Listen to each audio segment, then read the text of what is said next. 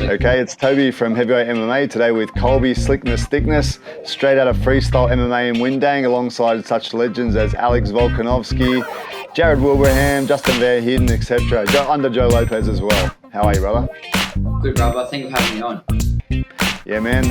Everything's been good. How's Windang Gym going?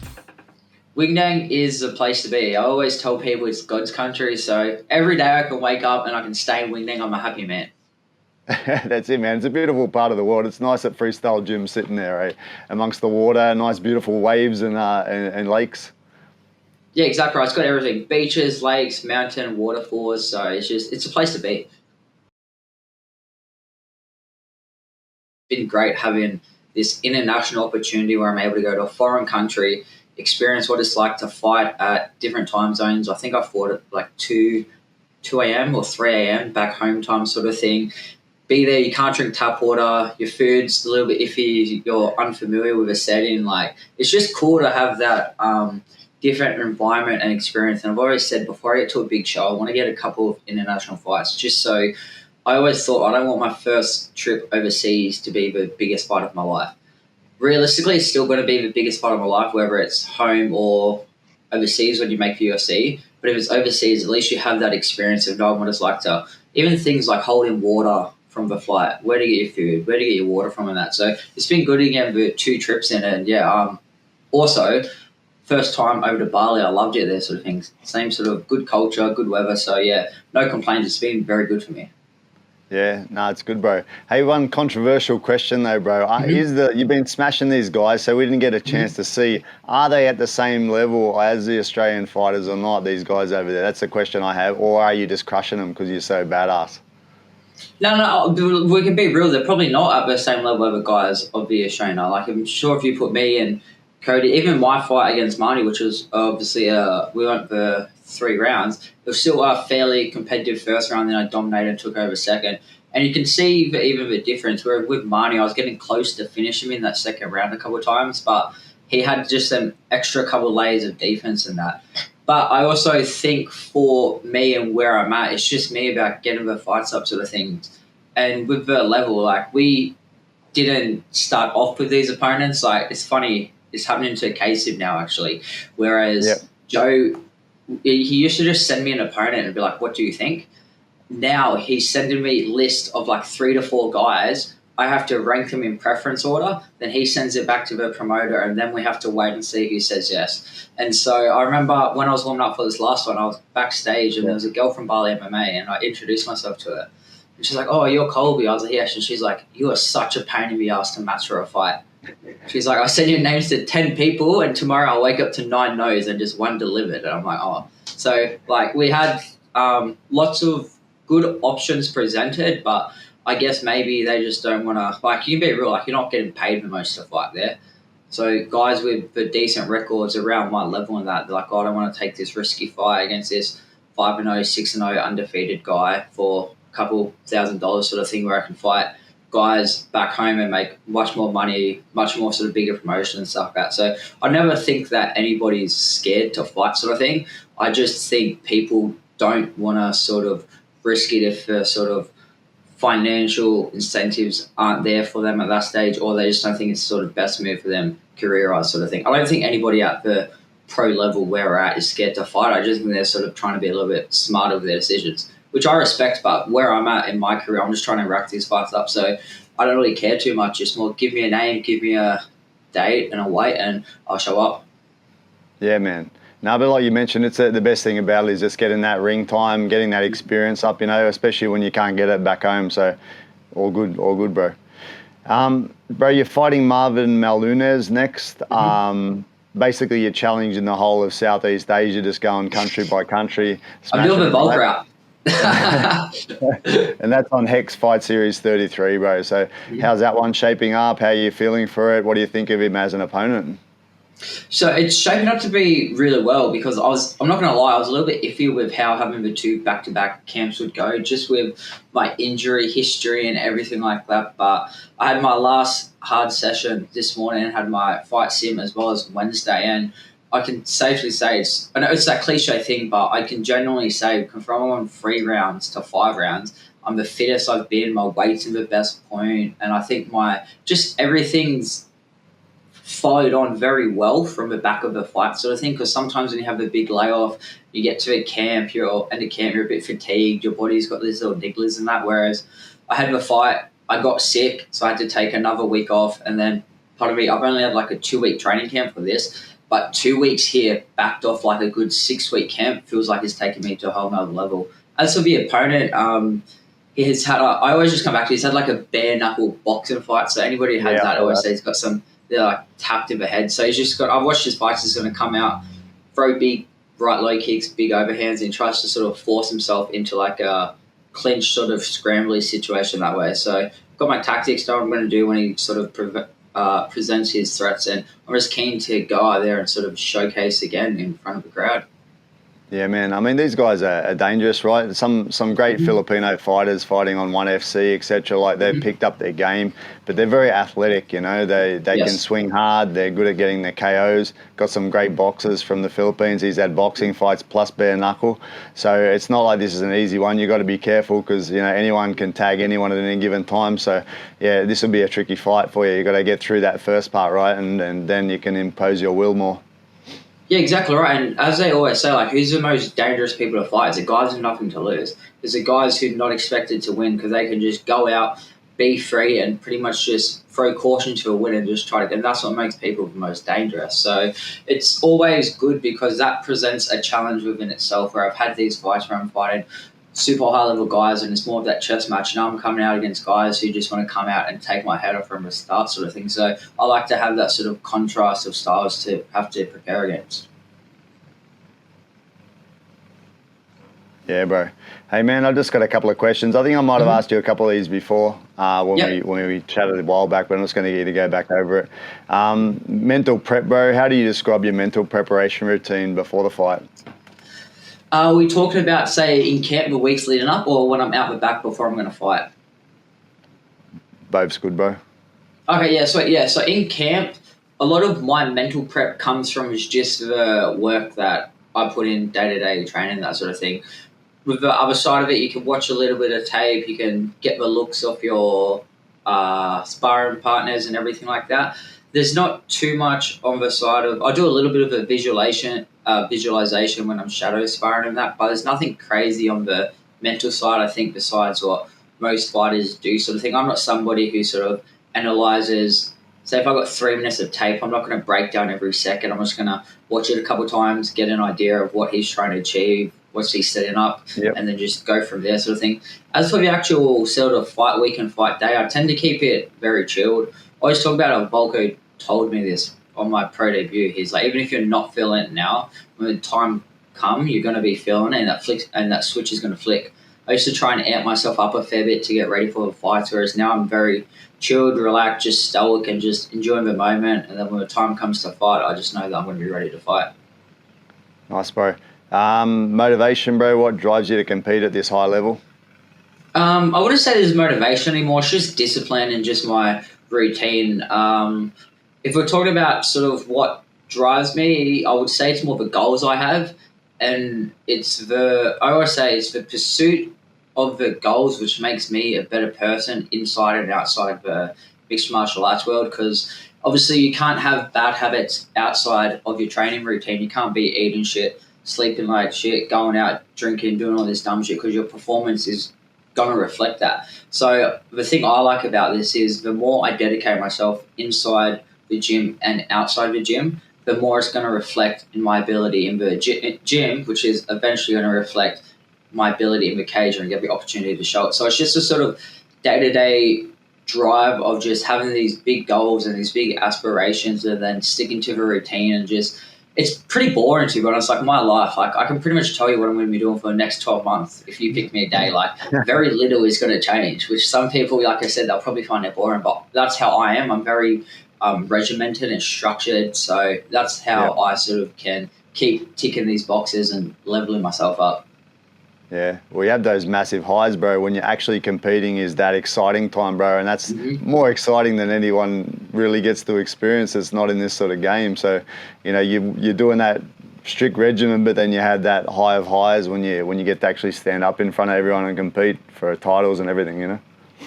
Yeah, exactly. Funny enough, I was meant to have like the biggest high after the like international main event win, and then like I said, I was pretty crook, so I went back to like a villa. Boys are all high, and I'm like, oh, I don't feel too good. I'm like, oh, I'll just have like some diet lemonade. I had some diet lemonade, like go straight through me. So I'm in bed at like 1 p.m. after the international main event. Like, fuck, this sucks. Yeah. Normally, bro, like out of you and the lads, like for me, only competing at an amateur level in the past, like I would always feel like a massive downer after the fight when I lose, just from the adrenaline and the chemicals and everything your body produces. I never felt like smashing it, eh? Oh, bro, I think I've went out. The last time I went out was after my loss on the Gold Coast. So I think that's like 4 or 5 years ago. Like, so even after this Hex Fight, after I win the belt, like my plan is to go to some late night dirty food place, eat a meal with my mates, and then probably go home, watch a fight, and then just go to bed sort of thing. Like, I'm the same. I'm not much of that sort of let's go out and celebrate. I'm like, man, I just trained hard for 8 weeks, killed myself, cut weight, had a fist fight. The last thing I want to do is go get drunk and make a fool of myself in some club. Yeah. Bro, post-fight reflections, what processes do you go through in terms of self-reflection after a fight? So I'm pretty... I would say I'm pretty good at the sense with this sort of stuff. So I journal a fair bit, so I'll track myself and so I do it daily sort of thing. So I just make sure I'm keeping up that routine on the fight week, then I can reflect back on how I'm feeling at different stages of the fight week and everything like that. And then for the actual fight itself, I'll watch it back. I'll talk to Joe, get their opinions on things, and then just sort of reflect on it as a whole and just get a couple of key points I didn't like in the performance. Start working on that back in training and try to say if there was something I didn't like, try to fix that for my next fight. Nice, bro. Actually, Sean Gauchi, I talked to him recently, he said he journals as well. It's kind of interesting that you guys at the top level are all doing that, you know? Yeah. Oh, bro, I think it's so important. Like, bit of like a side tangent, but because I obviously had this run with injuries and that, it's very easy to get inside your own head even if they're not negative, you can just be stuck inside your thoughts and that. So I found the best way, probably for the last 2 to 3 years, is just waking up every morning and just sort of writing down whatever's good or bad. Just write down whatever in your head, and you can sort of put it to a paper, and it sort of feels like it's like takes that burden and lightens yourself. And then during the day, if something comes up, you can write it down before you go to bed. And I found it to be personally very good for me, just that mental edge, where it doesn't feel like you sort of have the weight of the world on your shoulders inside your head. You can put it on pen to paper and just sort of forget about it and let it be. Bro, you talked about your Groundhog Day of doing the same thing all the time. Training regimen, can you walk us through a typical day for training camp, bro? Like wake up to... Yeah, pick a day and we'll go through it. Today, bro, actually, but it's a bit unusual today because you're ending your... We'll go Wednesday. Wednesday's a good day. Yeah. So Wednesday, I'll wake up. I don't wake up to alarms, so I can't really tell you what time I wake up, but it's normally anywhere between like 5:30 and 6 a.m. And then I'll go to my S&C at South Coast Health Hub around the 7 o'clock mark. I train there 7 to 8, lifting weights. Then I'll go to Freestyle around 8:30. Class doesn't start till 9:30, but I normally just like have a stretch, foam roll, hit a bag, do whatever, just hang around sort of thing. I train 9:30 to 10:30. Wednesday mornings are fight simulators. So this Wednesday I did a 5-minute rounds. After that, I normally go back to the South Coast Health Hub to get some physio treatment, come home, sleep for 2 to 3 hours, go back to the gym at 3:30 to teach a kids class at 4, teach a class 4 to 5, train another 2 hours, 5 to 7, come home, eat dinner, shower, and be in bed by like 8:30 to sleep by 9. And it's pretty much going to be the next couple Wednesdays for the next 10 years of my life, I reckon. Yeah, bro. That's a pretty hectic routine, man. That's the life you choose to lead, but yeah, it's pretty tough, right? Yeah. Pretty tough on the body. You got to make sure, like you said before, you got to be on point with everything when you're training like that. You got to be on point with rest and with whatever food you put in your body, right? Yeah, exactly right. It's all them 1%ers, because you can obviously get away with cutting shortcuts and stuff like that, but it's gonna, like I said, it all reflects in the gym. You can't sort of hide from under them bright lights. You can't hide. Any shortcut you take in the camp is gonna expose itself in your performance. So I think that's the beauty of the sport. So when you're staying disciplined and regimented, it really sort of reflects. Yeah. That it's a good point. You guys are so professional. You take everything very seriously. Like anytime you get some sort of injury or something, you're doing the proper, recovery methods and everything as well, right? It's very good. Yeah, exactly right. Because obviously I've had my fair share of injuries. So yeah, you've got to, even when, a good example is, say when I hurt my knee last year, I was scheduled to have 2 surgeries when I first saw the specialist. And then he's like, we'll give you 6 weeks. After 6 weeks, we'll operate on your LCL. Then we'll do your meniscus as well. So I saw him after the 6 weeks after then when I was meant to get the surgery, like, because I did the S&C protocol, I was doing it 3 times a day, lifting weights. 3 times a week lifting weights and twice a day actual rehab on top of that. That was healed. So he's like, all right, come back in 6 weeks and we'll just take your meniscus out. You'll be out for 4 weeks back to normal. Went back in 6 weeks. He's like, we don't even need to take your meniscus out now. And even he just reinforced that part of, like, it's crazy what he saw on the initial scan to 12 weeks. He's like, I wouldn't think this is possible, but purely because you did all the right things, your body's healed at such a great rate. And so ever since I had that lesson there, it's very sort of reinforcing to me is to make sure you have all these right habits, because your body's a pretty cool machine. When you do everything properly, you can accomplish amazing things with it. True, bro. And aspirations outside of the cage, bro? I mean, you got this Groundhog Day for the next 10 years. What about after that? What's the plan?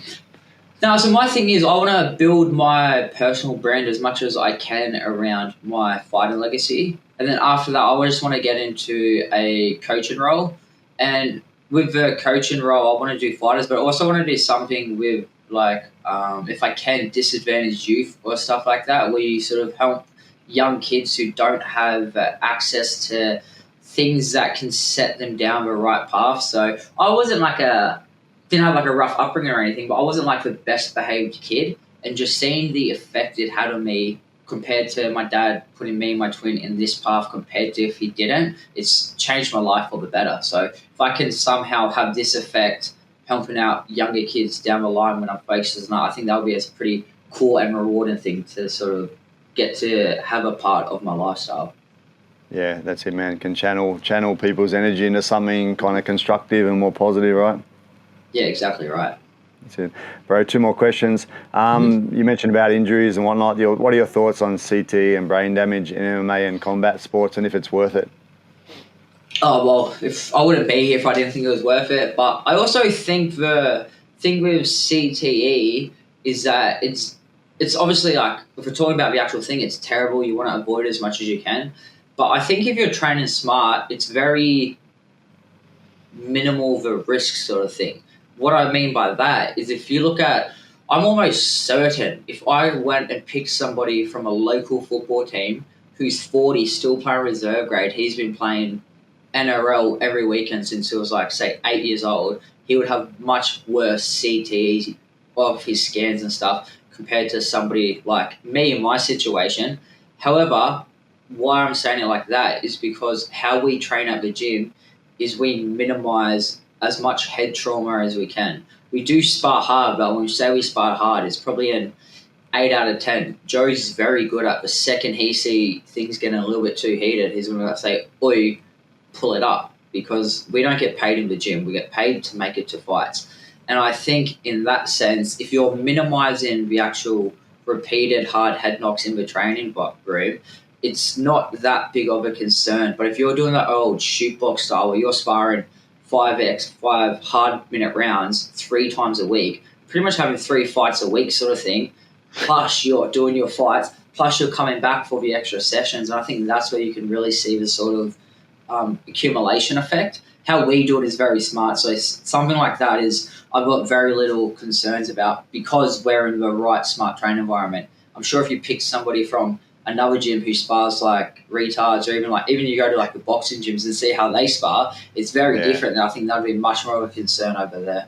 Yeah, it's like you said. Yeah, you got the sport. It's inevitable. You're going to get some head trauma. It's just about managing it as best you can to reduce that heavy head trauma, right? Yeah, and I've seen any time you've been had any type of concussion that you take a lot of time off and make sure that you're good before you go back to it. So that's good.